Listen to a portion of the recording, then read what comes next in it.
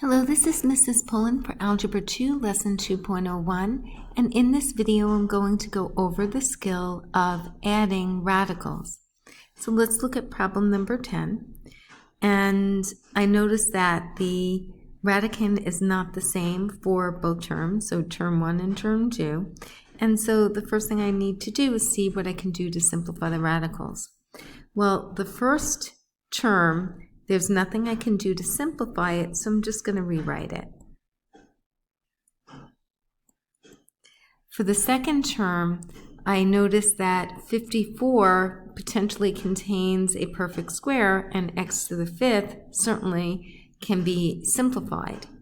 So I am going to organize it into the perfect square and the non-perfect square piece.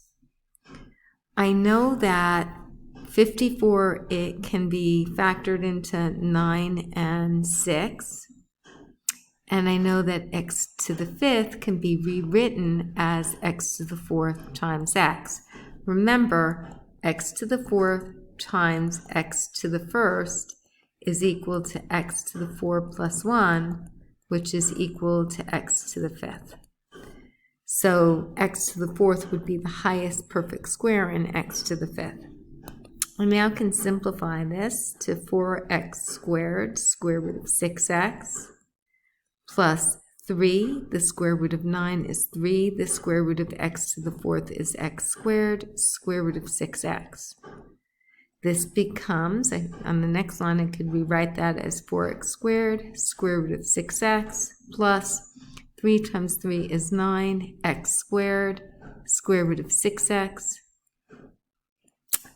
I now have two terms, and both of them are alike. They both have x squared, and both of them have the same radicand, so therefore I can combine the coefficients.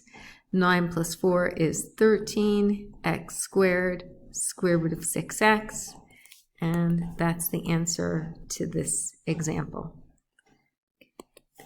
Let's go on to example 11.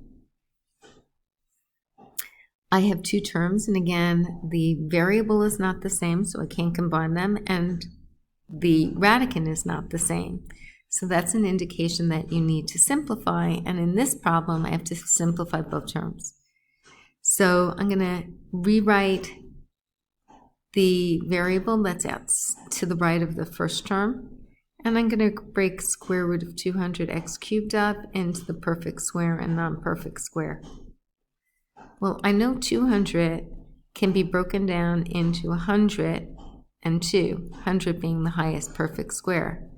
I know that x cubed could be rewritten as x squared times x. So this becomes 100x squared times square root of 2x. This term then can be simplified into negative x squared times 10 times x square root of 2x. Now I can multiply and simplify that portion. And when I do that, I get negative 10x cubed square root of 2x. Now let's work on that second term. We're going to use the same approach. So I'm going to rewrite x cubed. I can simplify square root of 72 into the perfect square piece and the non-perfect square piece. 72 can be broken into 36 times 2, where 36 is the highest perfect square. And x can't be simplified, or you can't take the square root of x, so I'm putting it into the other area.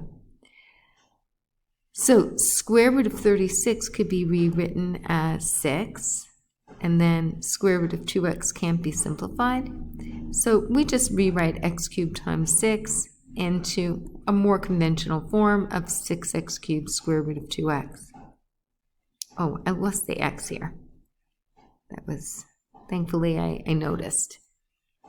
So now I take a look. Can I combine these two terms? And I can. They both have like terms. They both have the same variable, x cubed, and they both have the same radicand.